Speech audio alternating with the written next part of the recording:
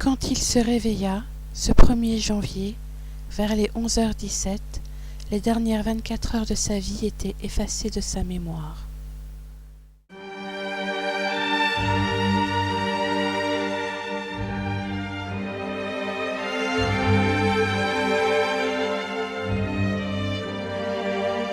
Son dernier souvenir lui revenait, très net.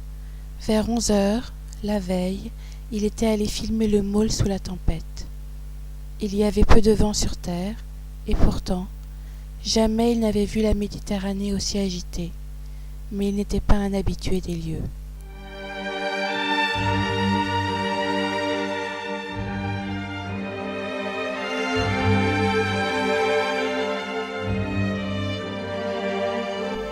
Des vagues passaient au-dessus du môle et aspergeaient les quelques promeneurs, promeneuses et les voitures garées de l'autre côté.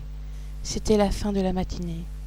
La dernière émotion encore imprimée dans son corps était l'inquiétude pour sa caméra, mouillée par les embruns. Il ne se rappelait pas avoir remis le petit capuchon sur l'objectif, ni même avoir arrêté l'enregistrement. Après son réveil, ce 1er janvier, vers 11h21, il commença par vérifier qu'on ne lui avait rien volé. Il y avait 4 verres sur la table, plus ou moins remplis, plus ou moins vides. Avait-il bu seul ? Quand il était ivre, il était capable de remplir plusieurs verres en même temps. Et s'il avait été accompagné, par combien de personnes ? Par qui ? Rien n'avait été volé. Le PC portable, le lecteur DVD, la télé, le téléphone, sa caméra, toutes les choses les plus chères étaient là. Le désordre du lit ne permettait pas de savoir s'il avait fini la nuit seul ou accompagné. Dans les poches de son anorak, il retrouva 3 préservatifs et 2 dosettes de gel. Il se souvenait en avoir 5 de chaque le jour précédent. Mais rien, dans la poubelle ou ailleurs, ne permettait d'affirmer qu'il avait fait usage dans l'appartement qu'il occupait.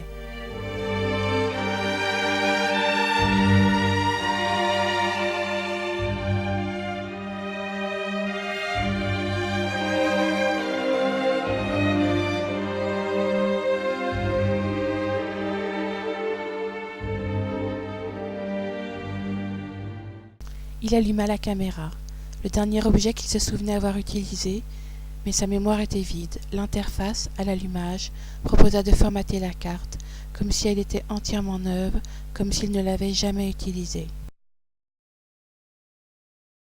Les dossiers qu'il avait emportés avec lui pour travailler étaient à leur place, dans une sacoche noire où il les avait laissés au début de son séjour, plus d'1 semaine auparavant, pour ne plus les toucher. Il aurait dû travailler sur cette affaire juridique, celle de cette entreprise à qui on avait confié la réfection du promenoir qui partait du môle, accusé d'avoir...